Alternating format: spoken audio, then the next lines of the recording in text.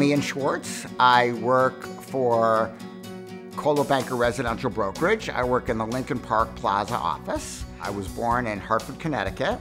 My father was a radiologist, and we moved to Evanston, which is where I grew up when I was 5 years old. Went to Evanston Township High School. I then went to Northwestern University, and I graduated in 1985 with a degree in psychology. Most people went on to get an MBA. I decided to go to law school. So I went to law school at Northwestern. While I was at law school at Northwestern, I met my wife, Susan. After law school, I was offered a clerkship to clerk for a federal district court judge in Denver, Colorado. I didn't want to go to Denver by myself, so I proposed to Susan.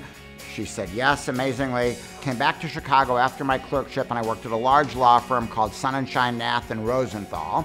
And then I went into a smaller firm called Siegel, McCambridge, Singer, and Mahoney, and I did medical malpractice, product liability, insurance defense litigation. And then at the ripe old age of 35, with a wife and a kid, Emily, who was now 15, was 1 at the time, and a house, I came home and I said to Susan, you know, Susan, I don't think I want to be a lawyer for the rest of my life. And she said, isn't that special, Ian? The only thing you know how to do, you don't want to do.